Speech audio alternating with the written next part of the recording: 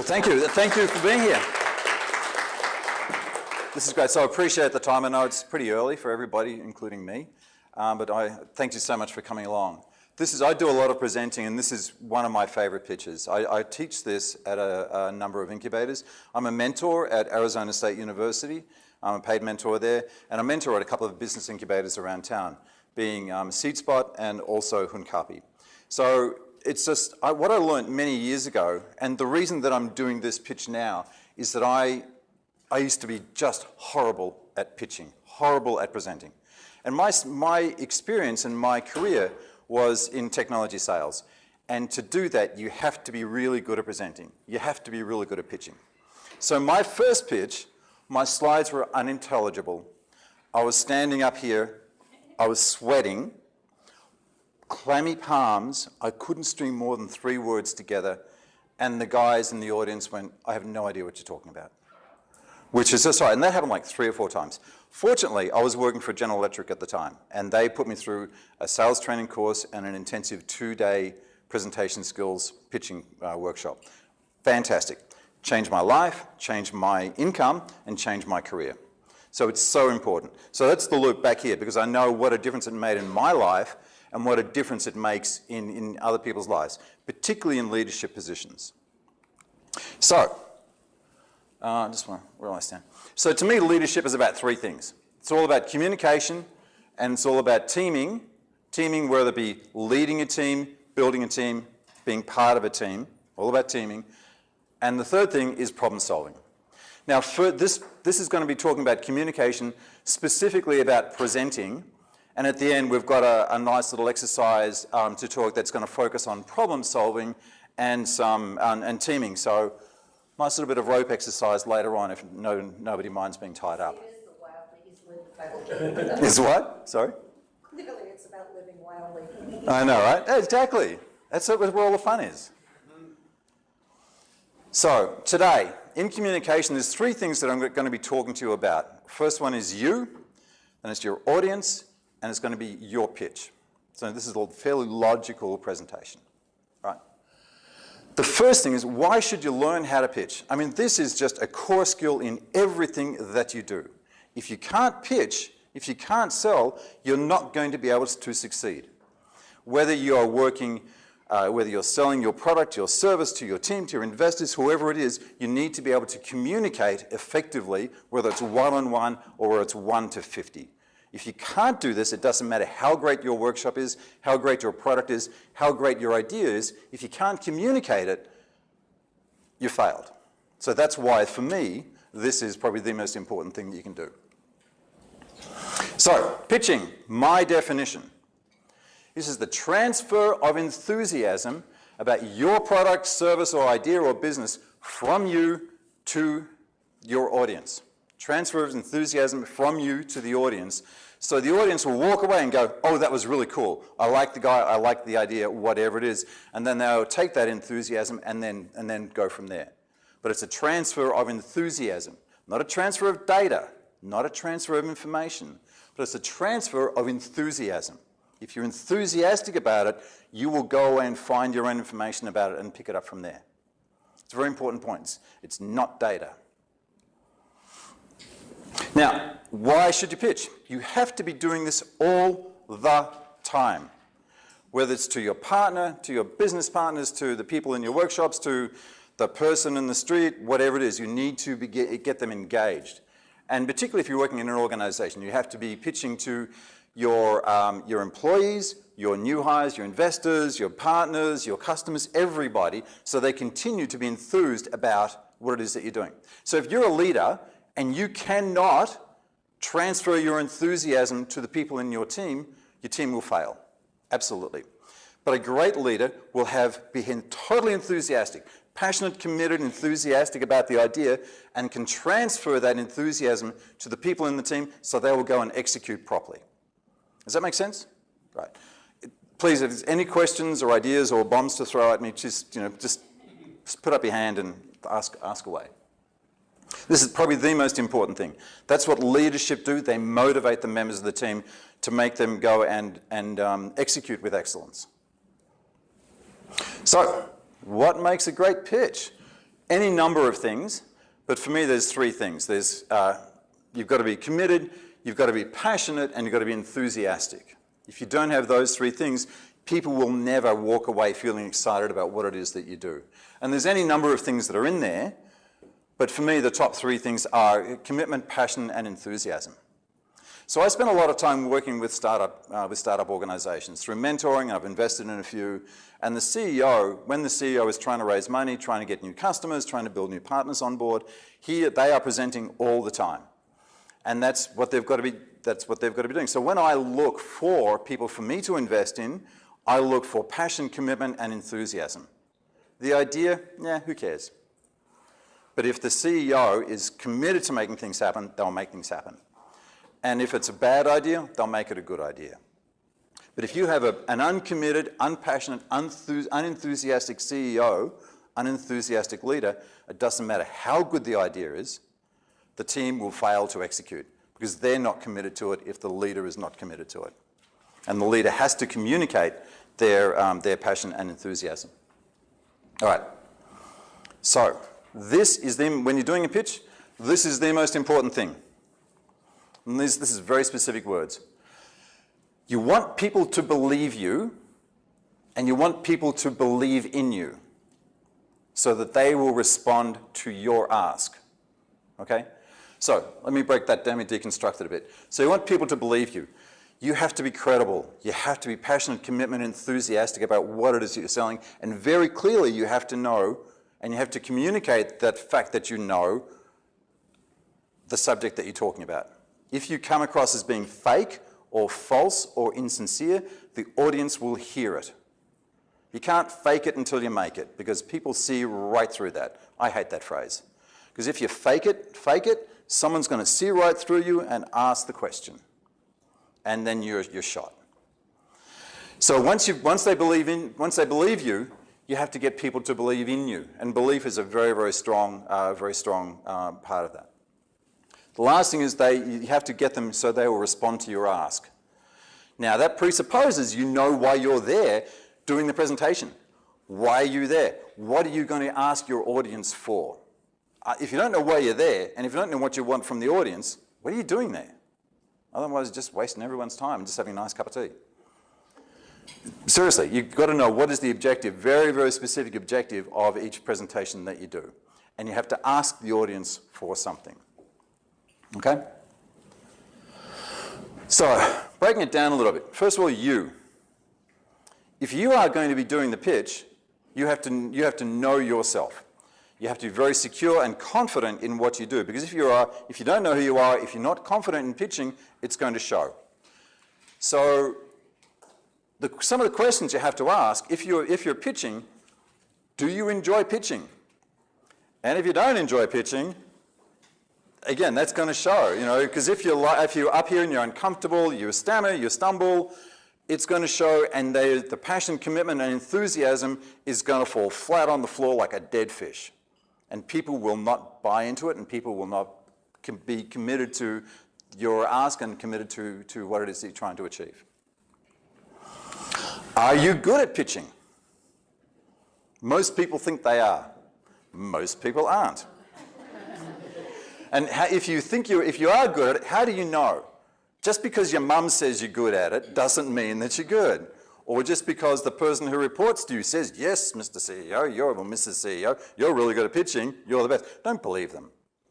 You have to find the person who is best at pitching to deliver that pitch.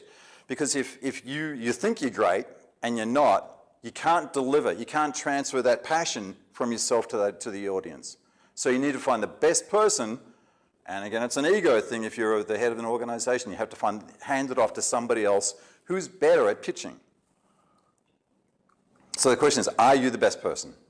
Oftentimes, you think, the CEO is not. Sometimes the head of sales, so I've seen some awesome finance people present, sometimes head of marketing, but you've got to find the right person to pitch in the right situation.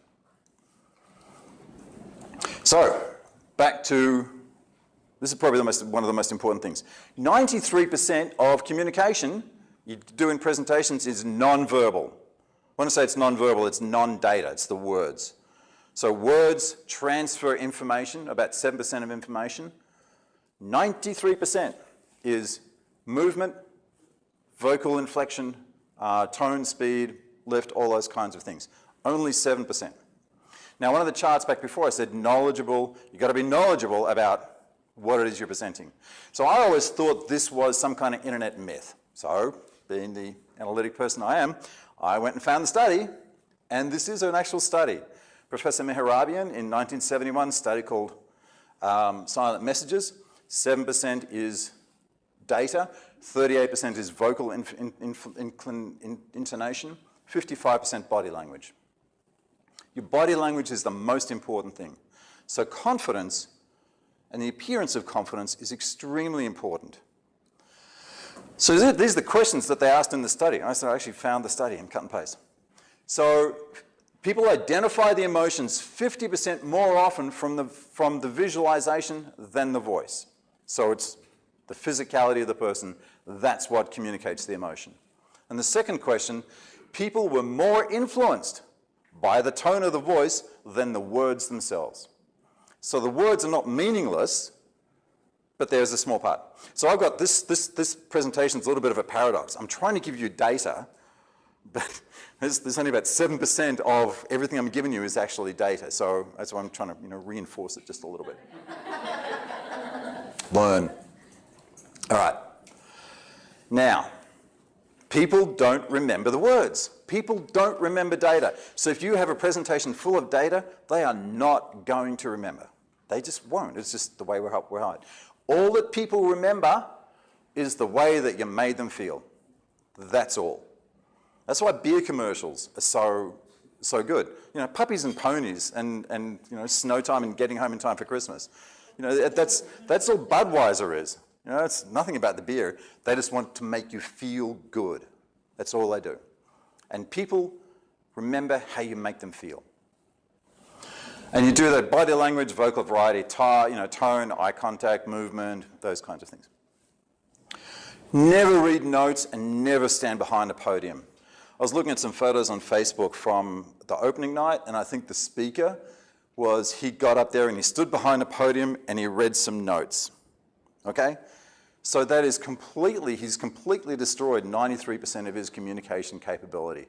He's not moving, he's hiding his body behind the podium and he's reading notes. And when you read, your vocal intonation, your inflection, your speed, your rhythm diminishes. And so he's sitting there and he's trying to give you data and no one's listening. Whenever somebody walks out and starts reading notes from behind a podium, I'm just going, please just shoot me. I mean, it's a waste of time. You never remember anything, and the first thing you do is pull out your phone and start texting your friends, It just doesn't happen. All right. Body language. All right. This should work. And here we go. Okay, so this is information from a biometrics lab. And what they've done, they put people on a treadmill and put those little ping pong balls on them so they can measure the movement. So what they've done, they've got like thousands of people have responded to this and said, okay, well, if this person is looking like this, what is my reaction to this person? All right? So I'm just going to focus on the nervous, confident one. Nervous, relaxed. So if we look at this one, if someone if they walk like this, they appear, or the perception is, they're nervous. See the shoulders go up, they're moving a little bit faster, and it's not that the person is nervous, but this is what the perception of the person who's looking at it, that is what their perception of that person is. They perceive that person is nervous. All right? It's a very important point. If they're relaxed,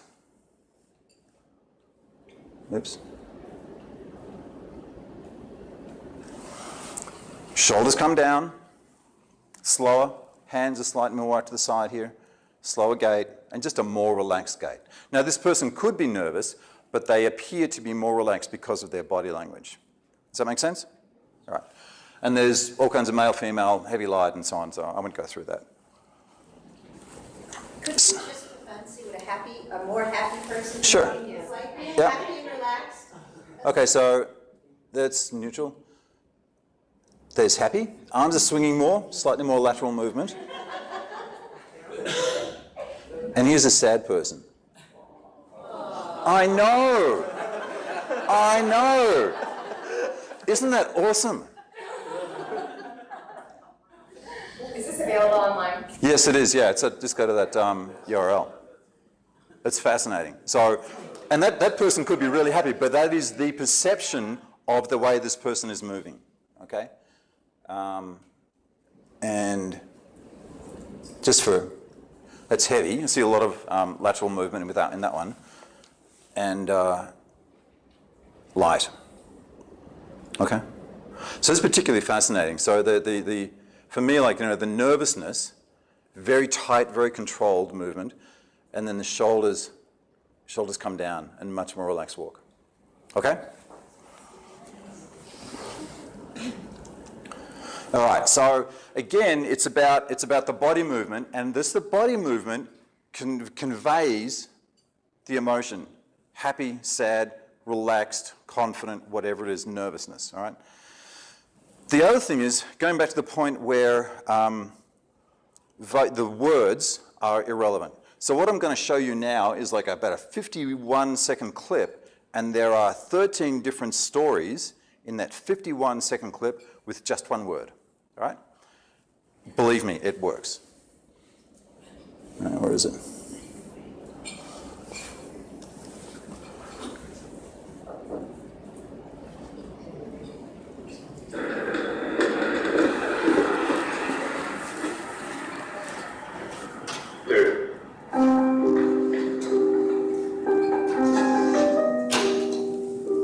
Sorry.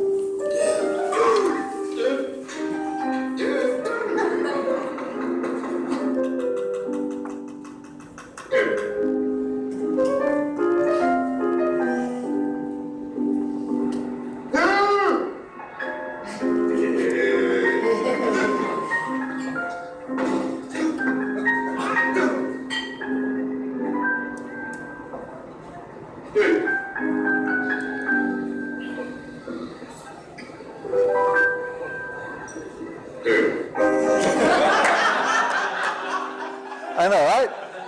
It's not about the words.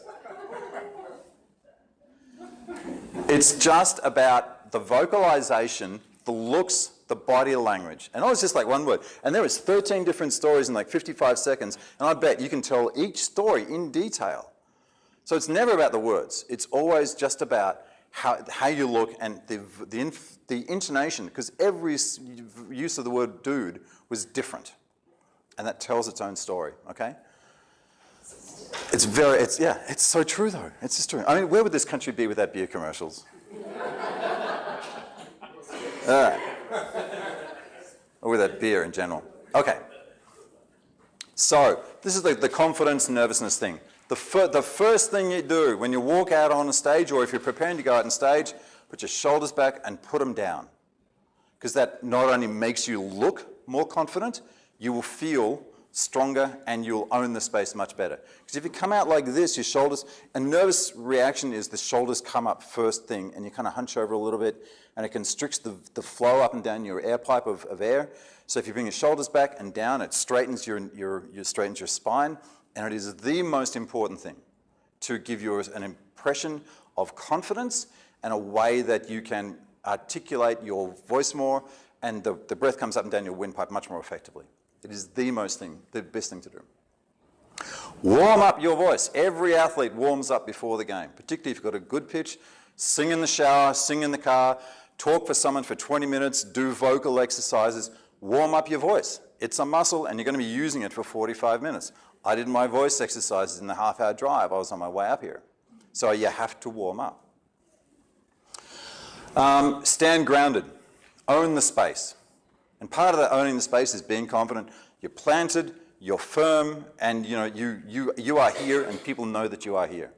Because if you kind of almost like apologetically come out and you don't really know where you want to stand and you're shuffling around, it creates a terrible impression. But if you stand the shoulders back and down and you own the space, people think that you are much more confident. Okay? But the shoulders back and down is the most important thing. Now, particularly morning presentations, no caffeine. Just don't, all right? Just don't. If you really want to, I had one coffee this morning, and that's probably a little bit too much. My worst presentation ever was at the City of Surprise. There was like 150 people in the audience, 200 people. I started at 7, and I had to get up at 5 to drive across, and I had 3 coffees by the time I was there. And I was talking a million miles an hour. It was the most horrible presentation, and it's out there on the internet somewhere. And it's just terrible. It's a perfect example of what you shouldn't do. So no caffeine. You think you're nervous? I'll have another coffee. Think, oh, well, I like that one. That will just destroy your presentation. All right. Now, people sometimes drink coffee to get rid of nervousness. Who gets nervous in front of before presentations? Okay, there's a couple of you who don't have your hand up, and you're all liars. So, okay? So it's even I get nervous, and I kind of do this for a living, basically. Nervousness is just an ego response to the situation. Everybody has nerves, but it is purely just an ego response. This Harvard Business Review article is an article about how even CEOs of Fortune 500 companies get nervous before large presentations. It is an ego-driven response. Because the reason you have nerves is that you are worried about your reputation, you are worried about what people think about you. So if you're doing a presentation for 100 people, there's going to be 100 different versions of your reputation. And you can't run around and say, oh, what did you think about me? Ooh, what should I do to do better? Did you like me? Did you like me? And everybody's going to tell you something different, and you can't be concerned about that. All right? So with me, when I'm doing a presentation, I do not care about my reputation. I do not care. I'm not interested. And I think that when you're doing presentations, you should not care about your reputation either. Okay? Yes? So, 2 questions related to this whole nervousness. One is, I found that there's good nervous that kind of gets you jazzed, and then there's bad nervous that makes you kind of glued. Right. And then the second thing is, I've noticed there are times when I've presented and I'm not nervous, and it's actually kind of like a letdown. Like I don't feel like I'm as fully committed, excited, engaged, yada, Right. yada. So can you speak to those 2? Sure. Yeah. Yep. It's actually in the next slide, I think. Yeah, there it is. Yeah. So, 2 slides. Can I come back to your question in 2 minutes and 2 slides time? Okay. So, reputation. So, when I talk about reputation, I don't care about what happens down here. The most important thing is, what is your vision, your mission, your character, your why? Okay? Because when you focus on that, that drives all of your actions. Everything that you do. And your actions drive the consequent reputation. Okay? So I don't care about my reputation. What I do care about is my vision, my mission, my character, morals, ethics, values, my why. Now, if something's wrong down here, either my actions are wrong, either my actions are not aligned with this, or this is wrong. Okay? But this is what I worry about, and I don't really care what happens down here.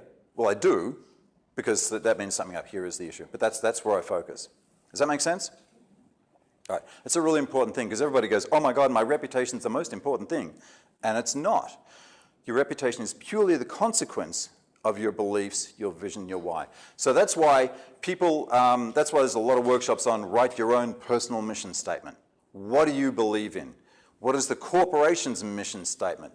What are you trying to achieve? What is your why? And that's what drives you, and that, as a consequence, that's what drives the reputation. Yeah? This one's big. Okay? All right. To your point. Nervousness is just a form of energy. Now, most people think of nervousness as being a negative energy, and it holds you back. And then, oh my gosh, I can't do this, I'm nervous, I'm sweaty, my palms, Sometimes it could be because you don't know what you're doing, and then you're justifiably nervous. But if it's something that you know what to do, and then you get nervous, nervousness is just a form of energy. And if you use it to hold you back, it will hold you back. In that situation, what most people try and do is stop the energy, clamp it down and get rid of it, which is a really, for me, it's a stupid thing to do because you have this tremendous amount of energy that you've created. So what you got to do is use it as a force for good. So instead of having this nervous energy holding you back, and it's horrible. I mean, I used to vomit before presentations. Horrible. I nearly drove my, I was on my way to a presentation once, and I really didn't want to do this presentation. Really nervous. I nearly drove my car off the road so I wouldn't have to do it. I had a car accident. And look, here's my car. Seriously, I was like, It's a really, really powerful force. So what you have to do is accept that it's an energy and you flip it around and use it to propel you forward. All right? If you try and dispel it, try and stop this energy from happening, you're just wasting this perfectly great energy. So if you can flip it around, instead of holding you back, you flip it around to pushing you forward. Imagine someone pushing you and just kind of flip instead of pushing you this way, they're behind you and they push you forward. If you ever go to a rock concert, you will see that most of the people, when they're right at the start of the presentation, they come bursting out, because they've got all this energy. It's a lot of nervous energy, anticipation, whatever it is, and they've all of a sudden they've got it behind them, and it just pushes them out, and then they can then manage and control that energy from that point on. So nervous energy, I think, is a really, really good thing. But once you recognize that that is strong energy holding you back, all you got to do is flip it around, use that force for good, Luke. That's all you got to do, and let it push you forward. Does that make sense? Does that answer the question? Yeah? Now, if you don't have energy, it means you're not engaged, you're not present. So you need to have some kind of nervous anticipation. And I think energy is good. Whether it's nervous energy, you can manage it. Anticipation, something like that, it's awesome. If you don't have energy, you're either disengaged, you don't want to be there, you're not interested, so why are you there in the first place? Right? So you have to build up, and you have to build up that energy. So my favorite, so use it to serve you. Don't let it punish you or hold you back, but use that energy to serve you. It serves you, not you serve it. And you think like a rock star. When a rock star bursts out on the stage, they are there and they are just rocking and rolling. You can imagine, imagine a rock star. He came out and stood behind a podium and read the words of the song. That's just not what it's all about. You go there you go to see a concert for the music, but you go to see the performance perform. It's a performance. So when you speak up on a stage, you are on stage. It's deliberate the word. You are on stage. This is a performance. All right? Everybody okay with this? Not many questions? We good? You're all awake? Need more coffee. Okay. So know your audience. I've seen some presentations when a guy will get up and do a marketing pitch, and it's a room full of engineers. And he's going, what? What happened here? It's like, well, he didn't do his homework. So you have to know who you're presenting to and why they are there. You have to know why you're there for a very specific reason. You have to know why they're there. Who are they? All right? You'll notice I went around and introduced myself to everybody, found out where you are, where you come from, got a sense of the room. So if you can do that as much as possible, talk to the audience as much as possible before you start your presentation. Get a feel for who they are, what they're looking for, the sense of the room, and then you can modify your pitch, your vocalizations, everything according to what they're expecting. Who are they? Why are they there? Where are they from? What are they looking for? And then you tailor it to the audience. I'm in the startup world, the venture world, so a marketing pitch is very, very different from an investment pitch.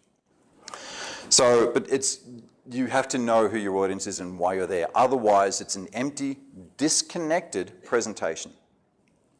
My job is to make people feel rather than learn. Sorry, yes? I work with physicians, and I went into my board one day just so excited about a strategic direction. I had the passion, I had the commitment, I had all of it.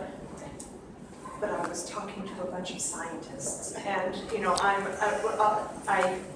fortunately I'm tenacious and I go back to it again. Right. But absolutely, I didn't think about tailoring my pitch to the doctors. Yes. Yeah. They were staring at me. I looked at my Right. CFO and said, "Can you help?" And he was like, "Well, not really." Yeah. whatever it is, 95% is nonverbal, and Right. it's about the energy that you bring, and if you've got an audience that doesn't respond to that, then There are some audiences where I said you've got to know who your audience is. Doctors are very data-driven.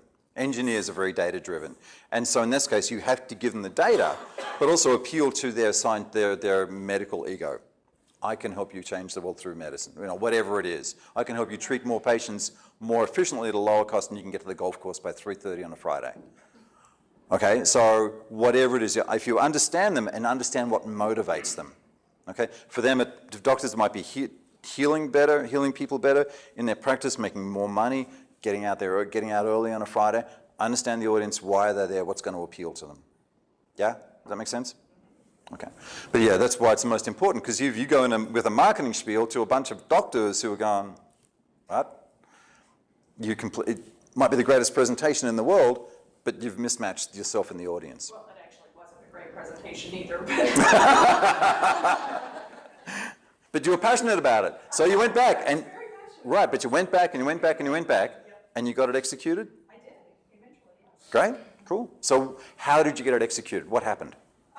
Going back and looking at it again through their eyes, working with my board chair, who's a surgeon also, and finding out, as he calls it, since we're herding cats, he calls it finding their tuna. So we had to identify. There you go.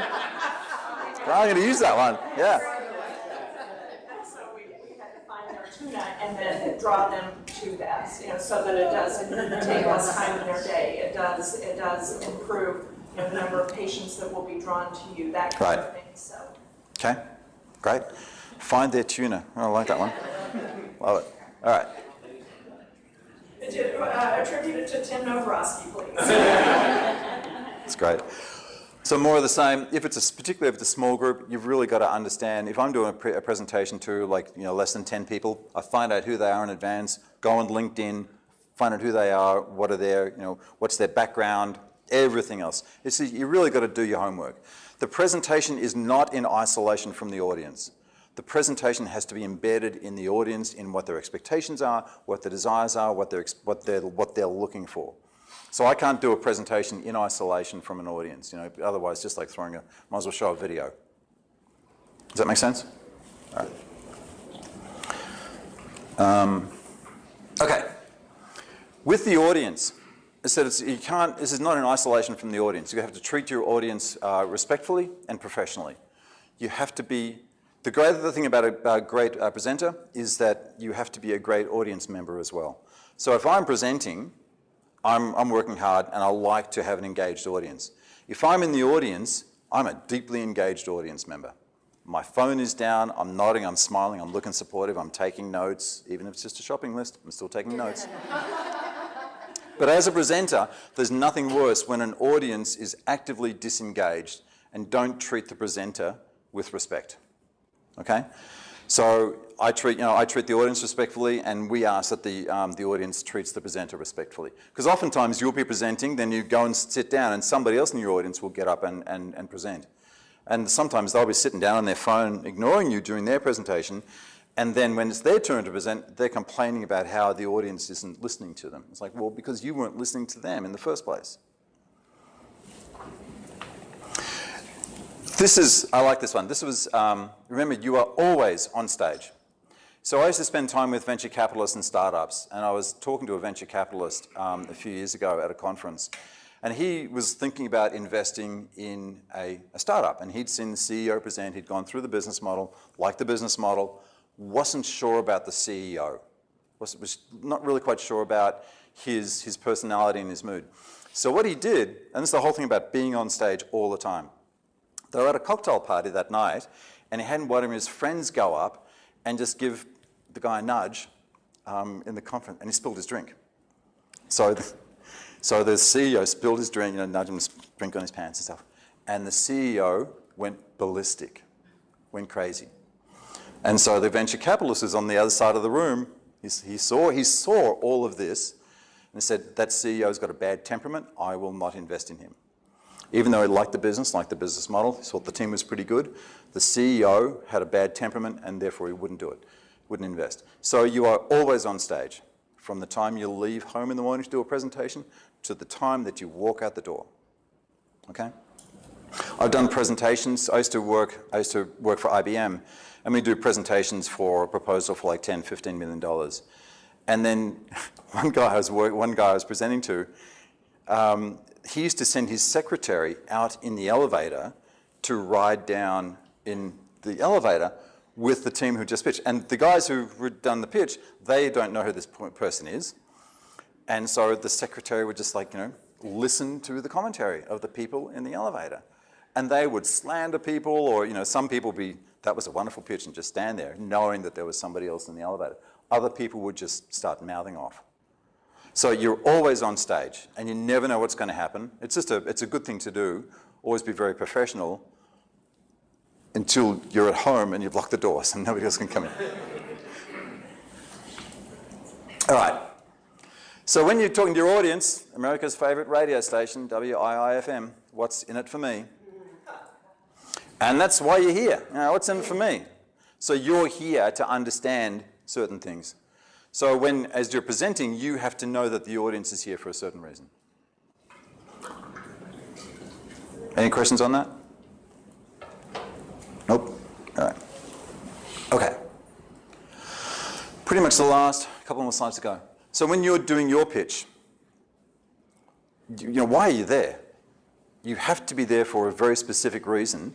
Otherwise, it's kind of a waste of your time and a waste of the audience's time. You're just giving a presentation just to give a presentation. Right? So I know why I'm here. Though I've got a couple of very specific objectives. You also really need to know what you're talking about. You have to be knowledgeable. You can't fake it until you make it. I've been in some presentations where an executive's got up and given a presentation, and someone asked a question about one of the points on his slide, and the executive said, I don't know. I was just given this presentation and told to give the presentation. Which is exactly. And everybody went, okay, fine, done, thank you. And a couple of people got up and walked out because he wasn't treating the audience with respect. He wasn't coming prepared. So he completely lost the audience at that moment. The other thing is you always got to have a 30-second elevator pitch ready. Whatever it is that you're doing. If I ask you about your leadership program, I would hope that you would have a 30-second elevator pitch ready. And same with everybody here. I wasn't picking on you, so I'm not going to ask you. So, Michael, having that 30-second elevator pitch ready is really difficult for our leadership programs sometimes, especially for those of us who deal with everything from CEOs to sixth graders. Uh-huh. As a recent graduate of Valley Leadership, how would you describe the program in 30 seconds? Valley Leadership educates up and coming leaders to become more knowledgeable about Phoenix, about what has to be done to make it a great city, and encourages them to participate in public service and community service to make it a better city. Is that right? Pretty much it. You've got to be able to clearly and concisely, I couldn't repeat that again, but but that you've really got to know what it does. You're creating the younger leaders of today, right? Younger leaders of tomorrow, whatever it is. You've got to be able to very clearly. Otherwise, you've got a 3-minute explanation, and if you don't know what you're saying, the audience isn't going to know what you're saying either. Well, we have a junior high school, or high school program for juniors and seniors, and we were at an event at our mall, and we have the juniors work with us at our table. Right. And I thought, well, let me ask, this junior how they would describe the program in 30 seconds. And I said, well, if you had to describe the program, how would you describe it? And she goes, life-changing. I said, fine, I'll just put that in the brochure. Perfect. I'm good. Life-changing, preparing for the future. Exactly, yep.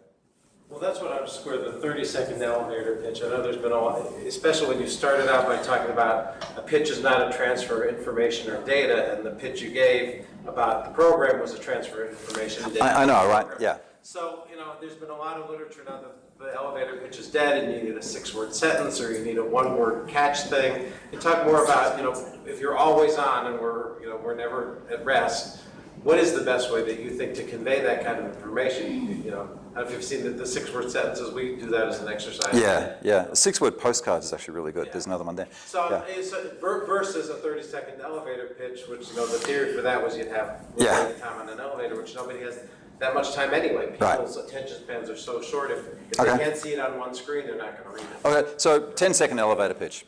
I don't really care. If it's 10 seconds or 30 seconds or 20 seconds or 15, just be able to really clearly communicate the idea briefly to somebody. Okay, whether it's 6 words, whether it's 10 seconds or 30 seconds, I don't care.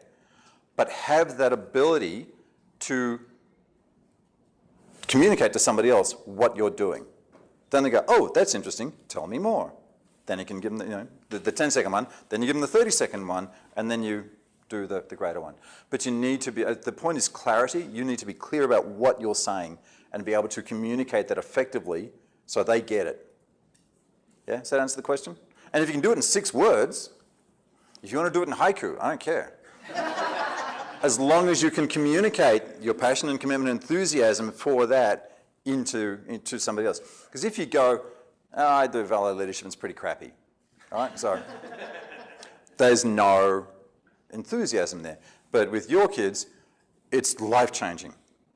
It's in 2 words, they've communicated their passion, commitment, and enthusiasm for it.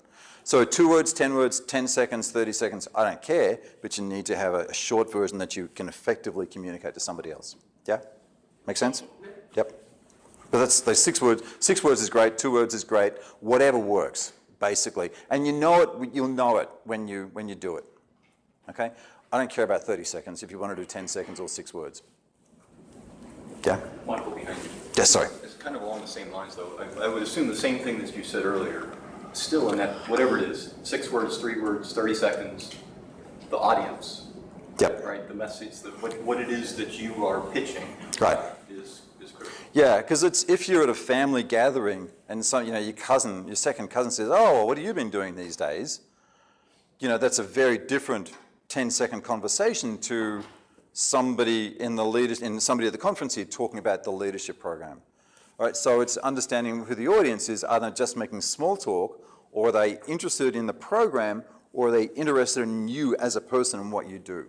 So you've got to understand the environment and the person and tailor the response to that person and that environment. And the reason why I brought that up is because when the question was asked, what would be the 30-second elevator speech about Valley, right? Yeah. And I'm sitting here thinking about all of us who represent leadership programs all over the United States, kind of the other way around.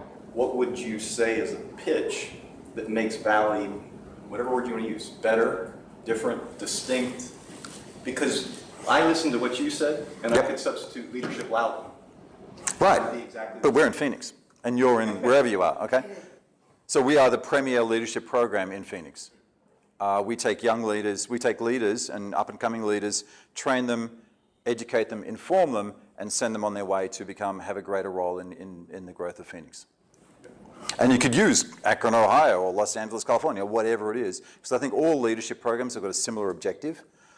And we don't compete, so it's just kind of what we do. Yeah, does that make sense? Okay.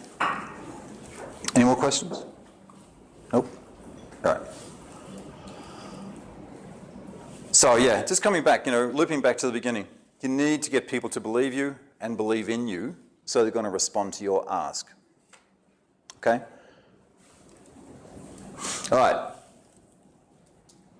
Start with the why. When I started this presentation, I told the story about this is where I came from, this is my first I did horrible presentations when I was young, I got trained, and now here I am. So people want the personal connection. Start your pitch with a story. People want to be engaged. They want to be engaged with you as a person, and they hear your story. So from that, you build an emotional connection. So you'll remember me not because of these 6 points, but because I'm Australian and I used to be a horrible presenter, and now I'm pretty good, basically. And you might take away some other data, but you'll remember how I made you feel. Okay? You have to build a fairly compelling story arc. This is it's an arc of a story. The best stories, the movies, the books, it's a story arc that you're building. And you start with, this is where everything started, this is the conflict, this is the problem. We went through education, had a couple of failures along the way, now I'm successful, and now I'm giving back to those who aren't very good, okay? Or who need development. So it's just purely an arc. So you start with why, and then you go through the how, and then the what. Now, I recommend you should have, there is a video on YouTube called The Golden Circle. Has anybody seen this? Simon Sinek. This is the most compelling 8 minutes you will spend in your life. Okay? So if you want to understand organizations, presentations, go and watch this. It's called The Golden Circle. There's an 18-minute TED Talk, but there is a 6-minute version in there. It is phenomenal. Phenomenal. And what he does, he starts with the why. For business, for person, for anything else. The Golden Circle. All right. Now, once you've understood all this and you know how to build a presentation, there's four things you've got to do. You've got to practice, practice, practice, and then practice more. When I'm mentoring people through SeedSpot, they do a pitch practice for a demo day, and I require them to do 30 practices a week. They have to go through their pitch 30 times. Some of them filmed, some of them in front of a live audience. And if they do 30 times, they've got to do it. But 30 times a week. And this is a 10-week program, right? So by the time they're ready, they know what to do. So there was one woman I was mentoring, and she had a fairly important practice coming up. And I said, get there early, be professional, relax, blah, blah, blah. She had a meeting that ran late, ran into traffic, and she walked in the door, and it was her time on, and she was frazzled. She's a pretty tense person anyway, but she was able to walk straight on and literally 5 seconds later start talking. Because she'd practiced it so often, she knew how to do it, she knew how to manage her nerves, she knew how to manage the energy of the room, and she was able to deliver it straight away because she'd practiced it so much. You can't just think, oh, I'm good at this because my mum told me so, and I'll be able to give a great presentation because of practice. It is just the basics. The best athletes, they practice the basic stuff over and over and over and over and over and over again. That's all they do. And then they'll do it again next week. So you have to practice. All right. Don't worry about the words. Now, basic pitch structure. Tell them what you're going to tell them, and then you tell them, and you tell them what you just told them. 3 things. It's pretty simple. Hi, my name's Michael. I'm going to tell you, how to do a pitch, how to do a great pitch today. Blah, blah, blah, blah, blah in the middle, and then the conclusion slide at the end. And what's that say? Oh yeah, never read your slides. Because if I go like that to the audience and go like this, I've completely broken the communication, right? I'm disrespecting you. And what I'm saying is the words that are on the slide are more important than you looking at me. If I look at the slide all the time, or if the slide is full of words, I'm saying to you, the screen is more important than me. Don't look at me, look at the slide. That's a really important thing. People think it's important to put lots and lots of words on the slides. I have the slides here to remind me to what to say next, basically. Or truthfully, yeah. That's the reason the slides are here. So I want you to hear what I'm saying and how I'm saying it. Be early, be prepared, start on time, end on time. It's basic stuff, but a lot of people don't follow it. It's all about you. It's all about the audience.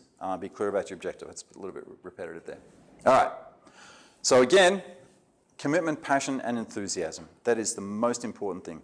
A transfer of those things from me to you. All right. In review, this is where I'm just telling you what I've just told you.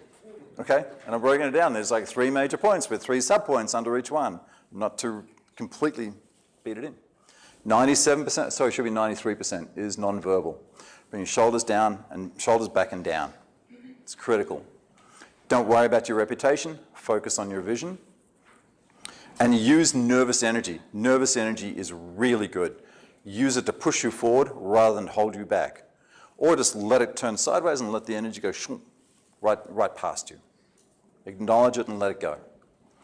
With your audience, you've got to know your audience. They're going to think, what's in it for me? Tailor the ask to the audience, and you are always on stage.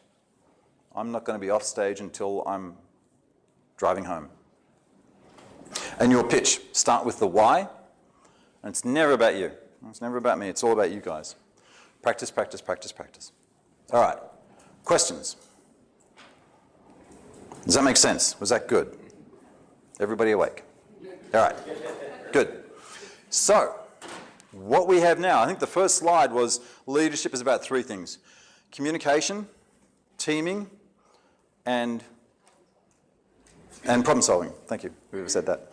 So what we have now is the teaming and problem solving part of the exercise. So we have 1, 2, 3. Can you guys come onto this? Or you two guys, your group, you two tables are a team. So what I need is 2 volunteers from each table. Same size is probably best. Same height is probably best. You two guys, all right? So just watch what I do, and then I ask you to do the same thing. Put your hands out like this.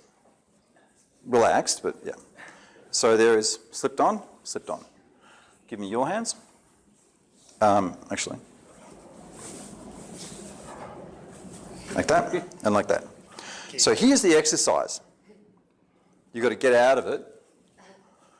You've got to get out of it, first of all. But there is no talking. Because communication is kind of like, there's no words unimportant when you're communicating. No screens, so you can't try and look it up on the internet. I'm in the process of copywriting this exercise, so you can't do it anyway. No screens. No untying the ropes, no cutting the ropes, no taking the ropes off. Keep going till everybody's done, but don't start yet. Okay, so we need 3 more teams because we have 3 more ropes.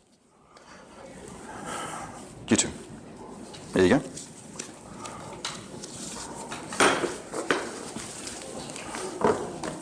Not very flexible. That's all right. Just slip it over your wrists. Thanks, sir. And slip it over your wrist. All right, he's getting serious now, Jack. All right. Jacket. Slip it over your wrist. I think they're already, trying. And no starting yet. All right. Who's the volunteer in this team? Come on. 2 volunteers. Oops. Let's do it, Jerry.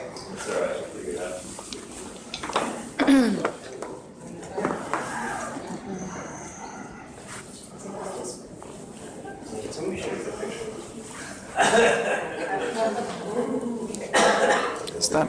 And there's that. Okay, and who's the volunteers on this team? Or I can just choose 2. Come on, you 2. There we go. Just put your hands out. And just slip in. It's not tight. Okay, and there we go. Are we insured against rope burns on this one? Yeah, right. All right, so no talking. No screens unless you're taking a photo. No untying, no cutting, no taking it off. Keep going until you are all done. No talking.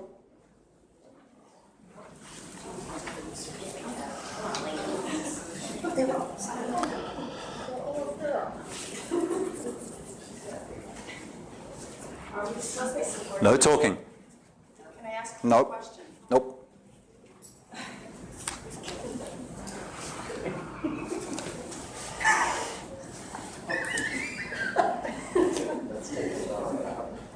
No talking.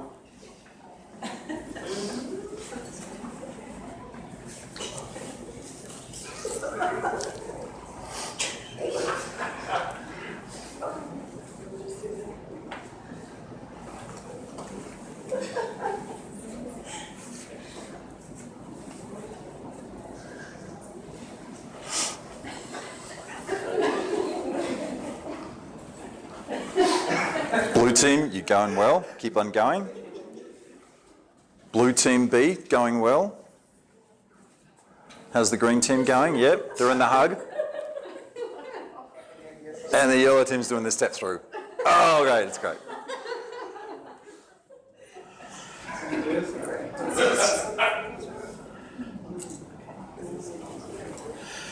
Now, keep going, but this is the team exercise. It's called Team Challenge, very deliberately. Team Challenge, all right. Now, in terms of problem solving, most problems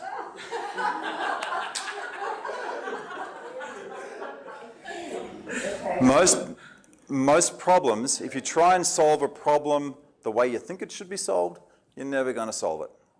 You can't solve the problem The problem is never the problem. You always have to think about things differently to try and solve the problem. You just pulled it off. I did. Yeah, you can't take it off. Oh, the team? The team can? No, you They can? can't.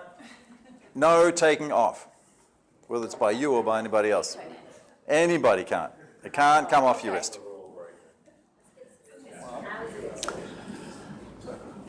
Now, has anybody done this before? Just by the way, I forgot to ask. You have? Okay, so can you please not engage? Yeah, thanks.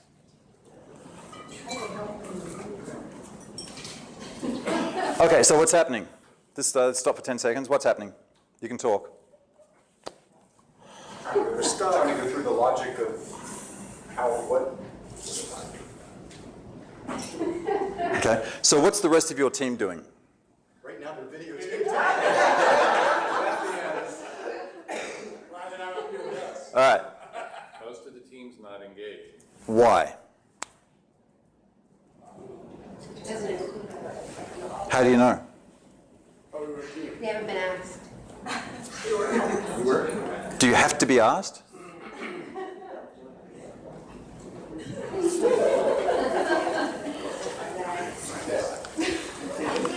Okay, so this is called a team challenge. Team challenge. Okay, now keep on going and you can talk. Okay? You can talk. Yay.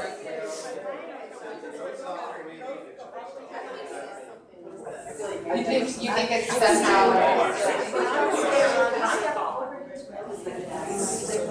Yeah, that's what I'm clear. So are we allowed to like change what we're doing? So there's no, you can't cut it, you can't untie it, and you can't take it off your wrist. But can we transfer it from one wrist to the other? No, because that means you're taking it off your wrist.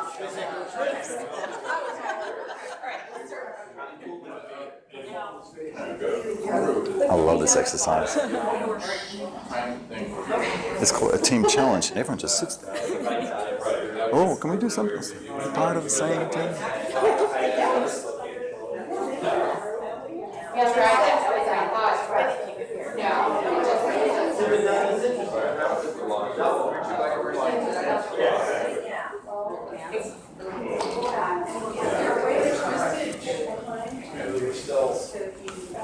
See, it just every time you do that.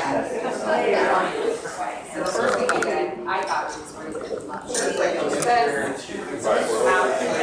can't take them off, and you like. Like if this was lower. Oh, yeah. No, I still feel like I'm caught. I can't see those, so I'm just gonna have to take your word for it. It's not that kind of party, folks. On YouTube, on the TEDx website, I've got a TED Talk on what works in the mountains, also works in your business. I do mountain climbing as a hobby, so I've got a talk on that. I climb Kilimanjaro, Aconcagua in Argentina, and a bunch of things. You want to communicate with me? Michael at Rest of Your Life. I'm really concerned with what everybody does with the rest of their life. People generally waste them. So I'm here to help people to not waste their lives. Do something good with it. Which email do you prefer? The one Either one, either is good. Rest of Your Life one is easy to remember, but you got my business card, so it doesn't matter. Michael, what's your TED Talk called? It's called What Works in the Mountains Also Works in Your Business. Just Google my name, it'll come up on YouTube and it'll come up. I was TEDx in Fountain Hills. Yeah. It was it was interesting because I started from, they asked me to join their the strategic advisory board. So it all came from a place of service. I just wanted to help them. So I was helping them with their strategic advisory board. And some of their speakers weren't so good. So I did speaker coaching for 6 of them, which was kind of a lot of work. And then one of them dropped out. And they said, do you want a spot? I was like, all right, I'll do it. So I started from a place of service rather than saying, I want to do a TED Talk. So it came from service to others rather than from personal ego. So yeah, and it worked. And it was fun. How many? So you said they had 6 speakers? No, they had about 18 speakers. We had 3 of us doing speaker training. Was it all day? Yes, dear God. 9 until 5, 22 speakers.